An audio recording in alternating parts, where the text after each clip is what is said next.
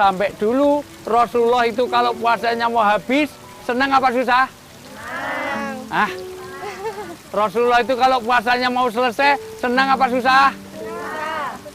Kalau kita? Senang. Nah, itu bedanya Rasulullah dengan ibu-ibu semuanya.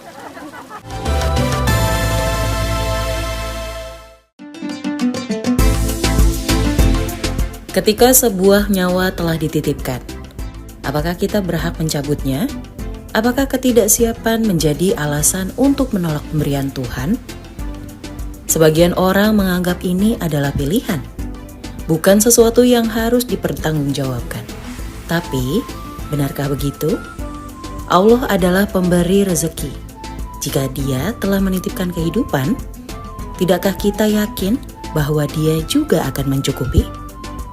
Lalu apakah menggugurkan amanah ini adalah jalan yang benar? Ataukah justru jalan menuju penyesalan? Assalamualaikum warahmatullahi wabarakatuh. Waalaikumsalam warahmatullahi wabarakatuh. Semuanya sehat? Alhamdulillah. Puasanya ada yang bolong-bolong?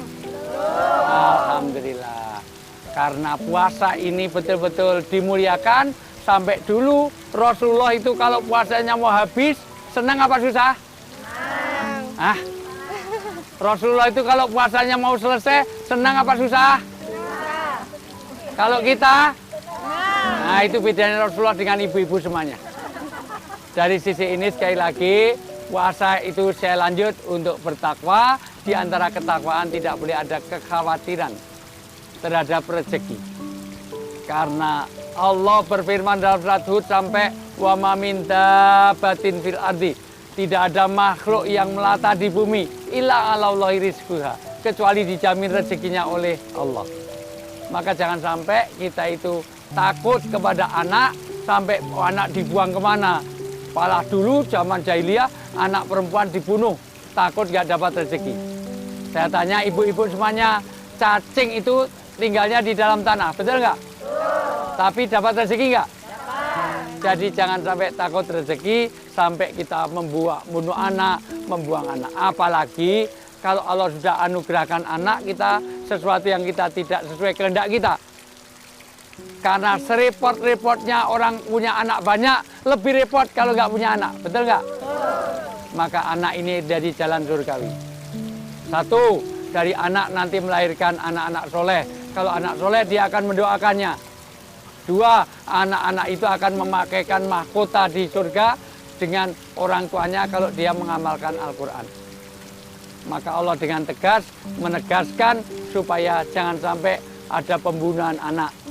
Jangan sampai ada orang itu takut terhadap anak yang kira-kira tidak sesuai dengan keinginan kita, maka Allah yang akan jamin. Sekarang dibaca surat Al-Isra ayat 31. Dan janganlah kamu membunuh anak-anakmu karena takut miskin. Kamilah yang memberi rezeki kepada mereka dan kepadamu.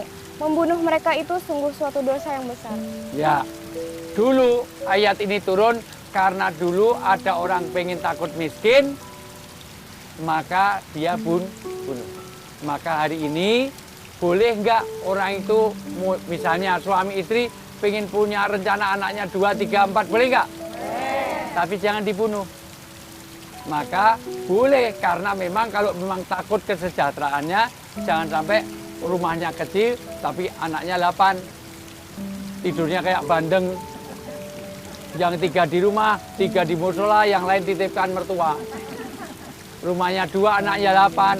Rumahnya tipe 4L, asal keluar lu lagi. Maka kewajiban orang tua betul kalau sudah dianugerahi anak, boleh berencana, tapi jangan sampai kita sampai membunuh kepada anak-anak kita. Tugas orang tua sekarang dibaca surat An-Nisa ayat 9. Dan hendaklah takut kepada Allah orang-orang yang sekiranya mereka meninggalkan keturunan yang lemah di belakang mereka. Satu, jangan sampai meninggalkan anak yang lemah. Lemah yang dimaksud adalah lemah keimanannya, lemah keberagamannya. 2, Mereka yang lemah di belakang mereka yang khawatir terhadap kesejahteraannya. dan 2, khawatir kesejahteraannya. Maka sekali lagi, kalau rumahnya tipe 21, jangan bikin anak terlalu banyak. Berikutnya, Mereka yang hendak berbicara tutur kata yang benar. bertutur kata yang baik dan diajar ketakwaan. 4 ini tugas orang tua. 1, jangan sampai kita takut miskin, jangan sampai takut karena anak itu anugerah, betul nggak? Berapa banyak pengen punya anak nggak dapat anak-anak. Sementara kadang-kadang orang nggak pengen punya anak, hamil juga. Ada nggak yang suaminya LDR, long distance relation, suaminya luar kota tapi istrinya hamil terus? Nah, ternyata di WA aja jadi karena pakai Bluetooth. Nah, kesentuh dikit, pelendung, Masya Allah, biasa. Maka sekali lagi, anak bagian dari anugerah. Anak bagian dari hadiah, jangan sampai kita sia-siakan, karena itu jadi jalan surgawi bagi orang tuanya. Sampai sini bisa dipahami?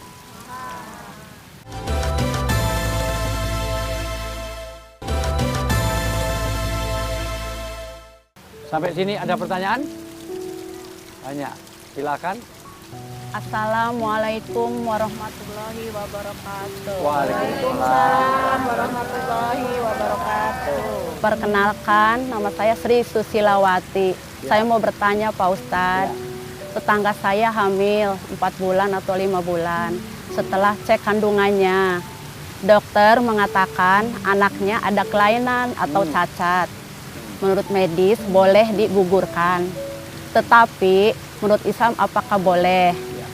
Terima kasih Pak Ustadz, tolong penjelasannya. Bagaimana kalau kita punya anak kita itu tidak sesuai kita harapan.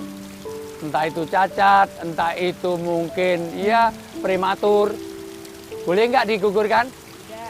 Tidak. Kalau direncanakan dari awal boleh.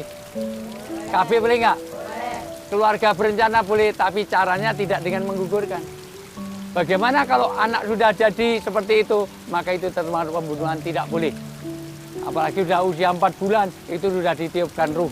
Seluruh ulama sepakat, NU, Muhammadiyah sepakat, semua sepakat, jangan sampai kita membunuh apa yang digugur, apa yang dikandungan, karena siapa tahu, Allah tahu yang terbaik bagi kita.